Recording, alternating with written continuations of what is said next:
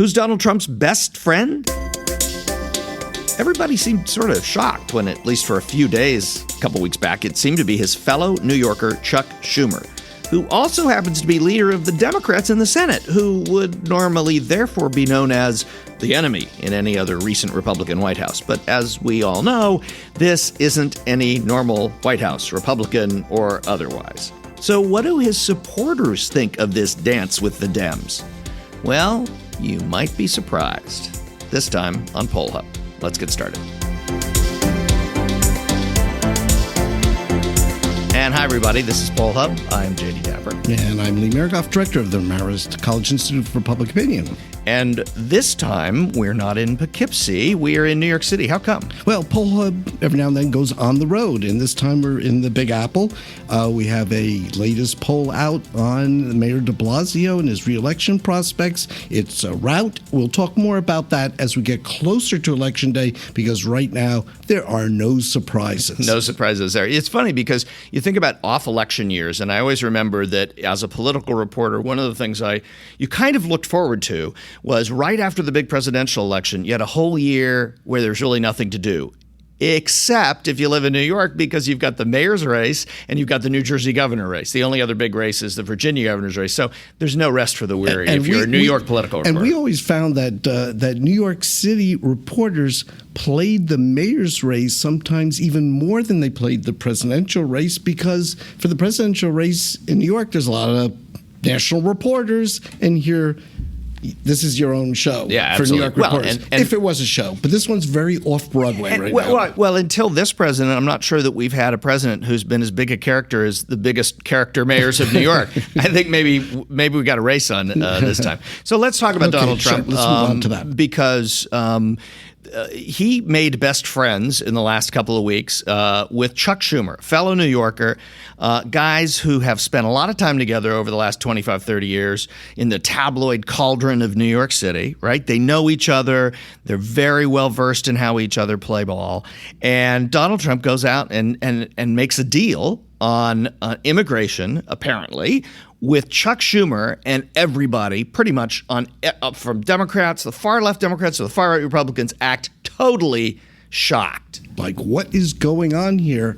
I'm guessing you weren't shocked. You've been around this city for long enough to know. The conclusion is that Donald Trump may like winning, and he hasn't been winning too often. But in this national poll, what we saw was that his approval rating has gone from 35 to 39. His disapproval stayed about the same, but there's actually a return, not to Democrats and independents who are now breaking loose to now support him, but a return to some of his base, which had been cracking a little bit. And in fact, Republicans have gone from 78% approval of the president to 87. His supporters, Trump supporters. That's actually a big move. Yes, absolutely. The base was back, and the Donald Trump supporters went from 86 to 91. So what we've got here is an odd mixture: Schumer, Pelosi, and the Republican base. And where is this all going to settle out? Yeah, and that's still very unclear. So what confuses me about that is that the perception is about Donald Trump and his base is that he could, as we've famously said on this show repeatedly, and they say it on the newscasts all the time, he said he could walk into the middle of Fifth Avenue and shoot somebody and none of his supporters would walk away from him. And we've seen that to a large degree in poll after poll. But this is almost that. He's made a deal on immigration, which was the single most salient feature of his campaign. Build the wall, build the wall, build the wall. He's made a deal on that his core public supporters, the hardest of the nationalist right, were up in arms over. So his base isn't, though. Why? Well, and it may have to do with him and just the fact that he is who he is in terms of attitude. To take your point to one step more in the absurdum argument is that he actually put out from the Re-elect Committee some advertising or some solicitation to his supporters to help fund the wall, that they should contribute. This is not Mexico's going to pay for it. This is Trump supporters, we want the wall, we got to have security, help me pay for it. So that's a real full circle on this. But there's a risk in all this. Let's talk a little bit, maybe risk. So if he moves really to deal with a Schumer and a Pelosi, is he really risking his base in the long run, or is he maybe sending a message to the likes of Mitch McConnell and Paul Ryan that, I like winning, you didn't win, I can win with these guys, I'm going to go there, you guys get your act together. And maybe that's the message he's sort of saying, and he's teasing it with Schumer and Pelosi along the way. So I've seen other polling that suggests that his base, the people who voted for him, let's just call it that. These are the people who voted for him. They don't like Paul Ryan or Mitch McConnell almost any more than they like, Nancy Pelosi and Chuck Schumer. I mean, he won. I think it's fair to say he won on an outsider, hate the establishment, crush the establishment. And he happened to do that nominally as a Republican. But his base is no more in love with a Mitch McConnell than they are with a Chuck Schumer. Because a Drain the Swamp is every much part of who he was in terms of attracting support as let's return Republican government to Washington in the White House. That's not what it was about. So why don't his supporters, is it because of that his supporters then say, look, they see on the news he made a deal, so they see with Pelosi and Schumer, they see Steve Bannon and other people like going, oh, the Republicans are failures, it's a disaster, and it's the Republicans' fault that he had to make a deal with the Democrats. And they say, yep, Donnie's not the problem. Yeah. So we'll see where that all washes out. This is a very delicate game. And then in the future, we're talking midterm elections. And if you don't think Mitch McConnell and Paul Ryan are thinking about that right now, or Schumer and Pelosi, then there's a bridge not too far from here. But, I think also in fairness, we did have these hurricanes. And I think probably the president, you would say, dropped the ball with his handling of Houston, but seemed to get a second chance with Florida and was much more, dare I say, presidential in treating the situation in Florida. And people generally approved of that. 55% say they approve the president's handling of the hurricanes. Only 25% disapproved. Now, hurricanes are not a tough issue for presidents. Well, George Bush would maybe disagree. You were reading my mind. Katrina, not so pretty for President Bush. But what do you have to do as a president? Just in terms of, as they say, the optics? Well, you go down and, you say how sorry you are, and you put FEMA in there, and, you speak to the American spirit. This is not tough. But in Houston, it wasn't something he was as successful doing because so much of what he hasn't done has been traditional presidential things. But 55% of Americans approve of anything that Donald Trump has done. That seems like a high watermark of this administration. Absolutely. So this should have been a ground ball. He hit a ground ball, and he's got 55%. Is that also partly why you believe that his base and his supporters that voted for him, their numbers have come up? Is at least in part because... Yeah, I think so. I mean, if you want to talk, again, go back to winning, at least they saw something that characterized, something that he was doing that was positive for a change, because so much of it hasn't been.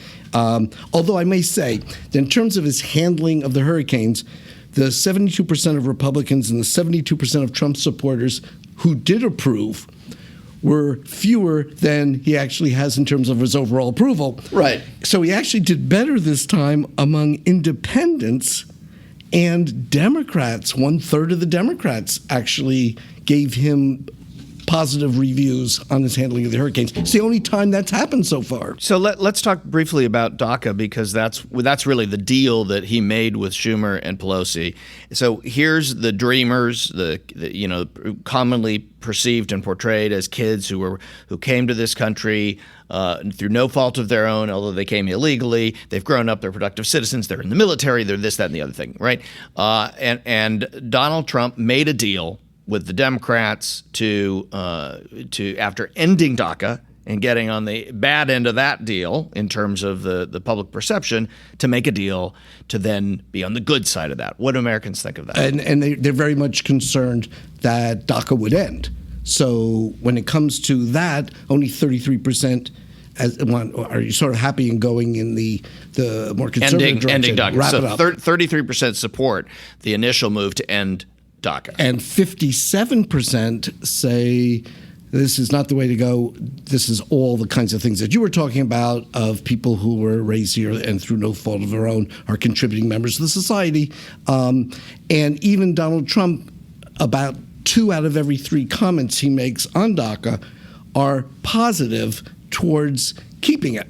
And he's actually articulated some of those very same things that you just did. So we'll see where that all washes out. Yeah, I'm really curious to see if this 39%, I mean, that's the headline here, is that he's back up to 39% approval rating, whether that comes back down after the bloom is off the rose. The other thing, just real briefly, that struck me is that pretty much every day since he's been inaugurated, he's been in the news for all the wrong reasons if you're a public relations specialist, right? Whether he's tweeting or whatever. He was out of the news because of the hurricanes, largely out of the news for days at a time. And it was a noticeable change. I noticed on my Twitter feed, people were actually remarking, hey, this is weird. We're not talking about Donald Trump. So, there may have been some of that, too. So it may be less of a pivot, the most overused word to describe Donald Trump, and more of just the way the news cycle moved on past him in the short run and how better he does when that happens. We'll see if we get another occasion for that at some point down. Maybe not a hurricane, hopefully, but something else.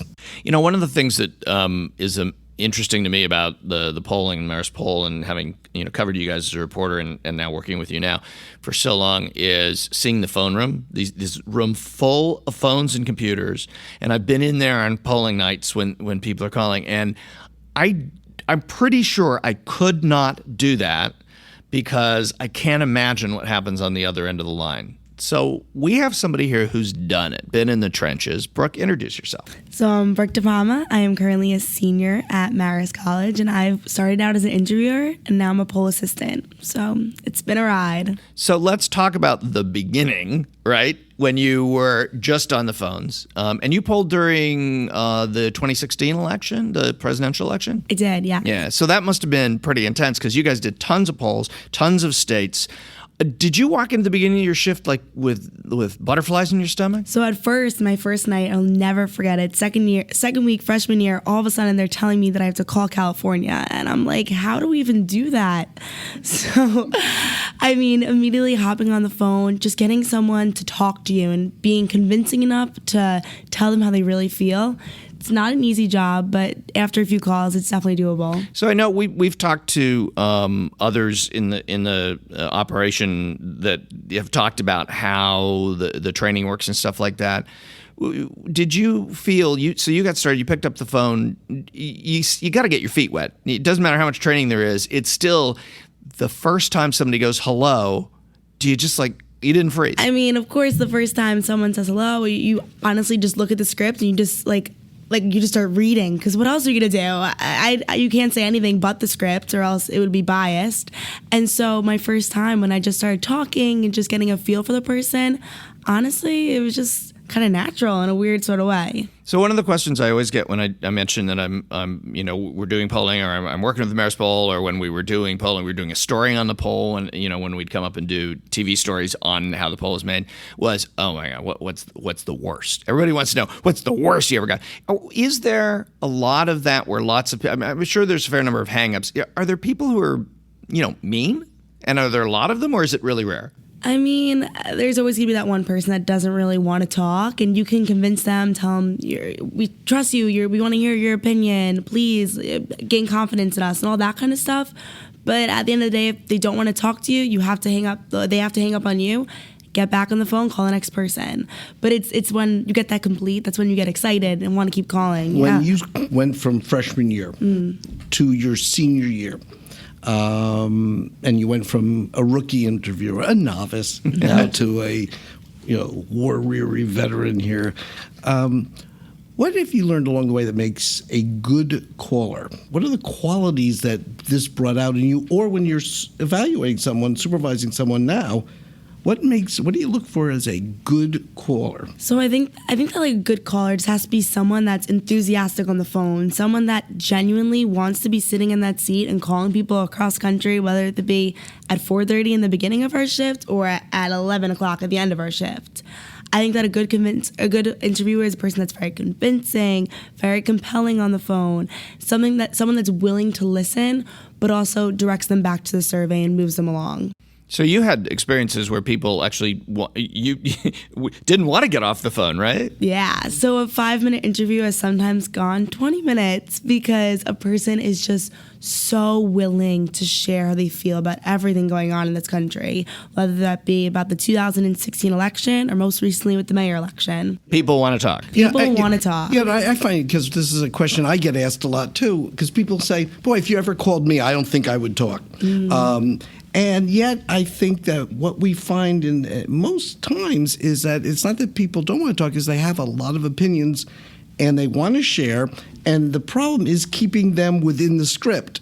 So if you say... The script meaning you're trying to have them answer specific questions. Because you want to have a standardized interview. Yeah. So if you say, this is not the actual wording, but are you basically going to vote for Trump or are you going to vote for Clinton? The person may start, well, originally I was, but then over time, and then in the second debate I felt, but then as we get closer to Election Day, and before you get done with this, you're looking for a check for one place. And right. Yeah, where do I check the box? How hard is it to train students to do this? I mean, obviously you were trained, you did well, you do a great job, but you now train them. How hard is it to train anybody to do this? So honestly, like during the crew night, sometimes it could be shorter, longer, but when we have a bunch of first-time interviewers, we have a lot of people coming in, very willing, very eager, and then sometimes they get a little intimidated when they call 1,000 people and they only get 2.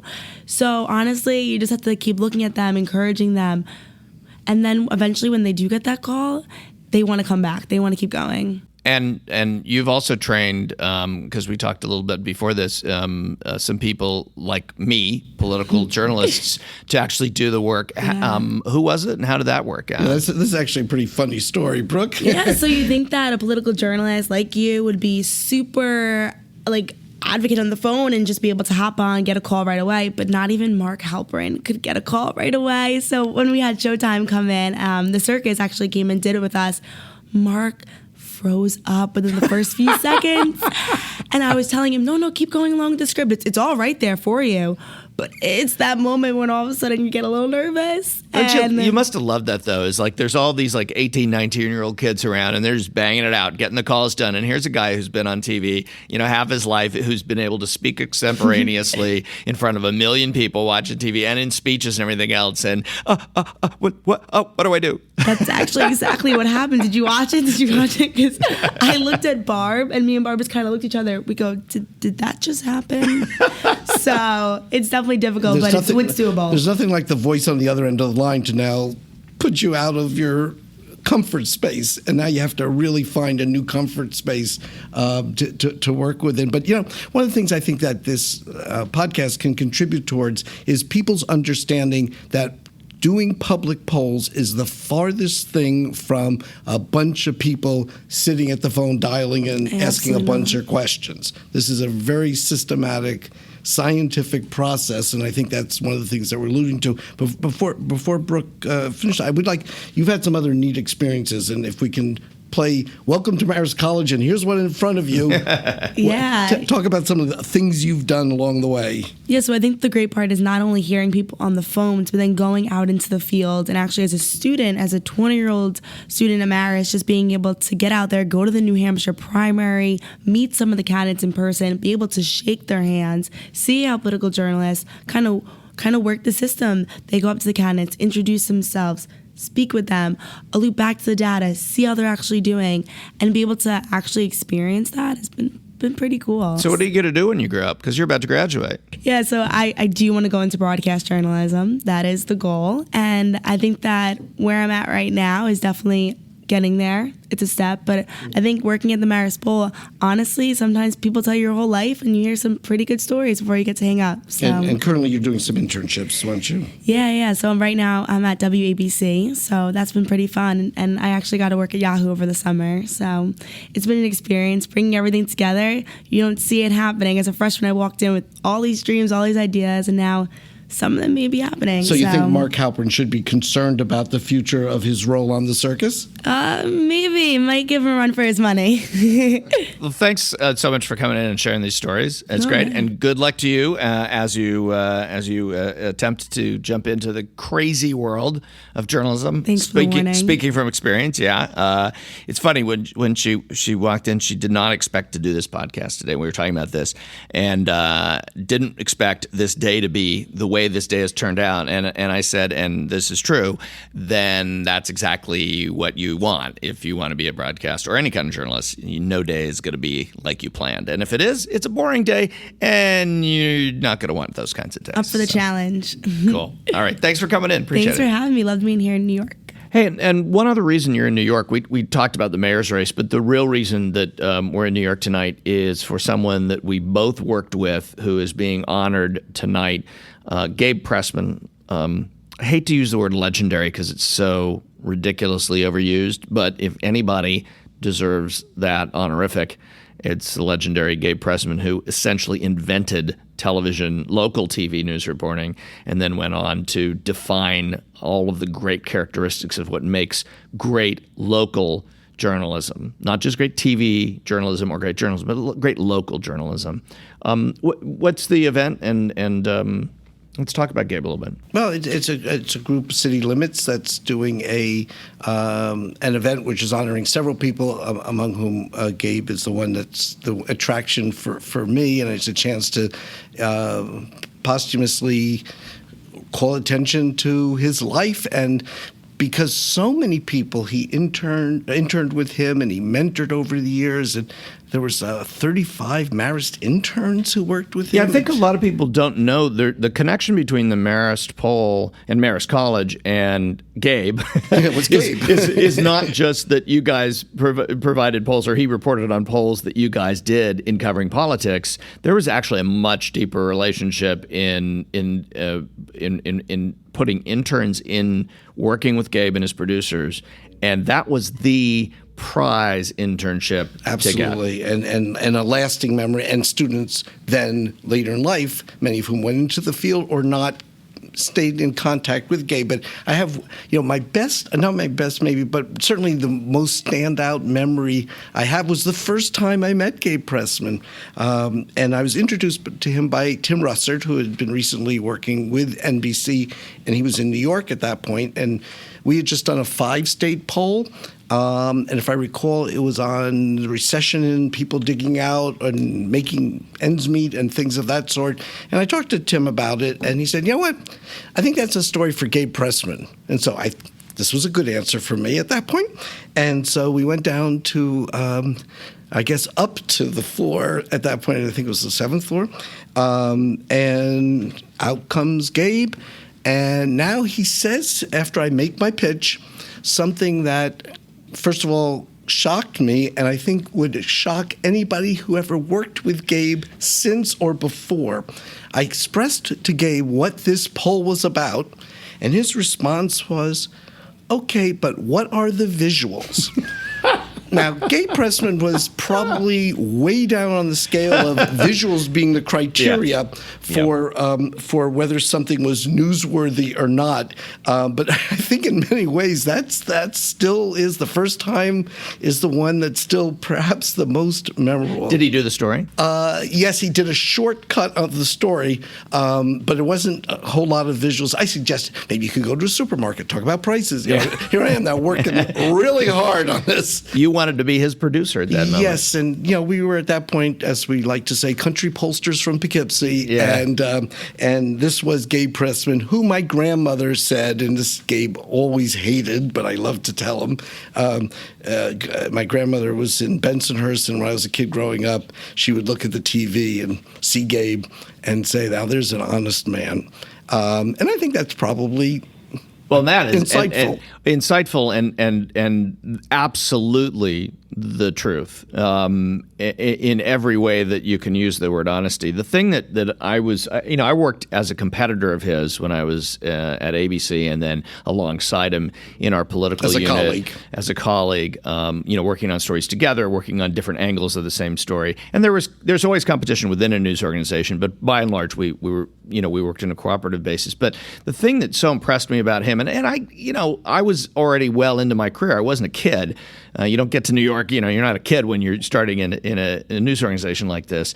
So I had a lot of experiences under my belt, but nothing like Gabe's. And the thing that really stood out to me was that he was not afraid to stand up to anyone. And he's legendary for standing up to mayors and stuff like that. That's actually easier than standing up to your boss, to your news director, or to your general manager. Interesting. That's a harder thing to do, and something that many people, and I'm sure this is in many companies and many different careers, that is something that is very difficult to do. And very few journalists, if they have to do it, I think very few do it in the way that Gabe did it, and did it repeatedly.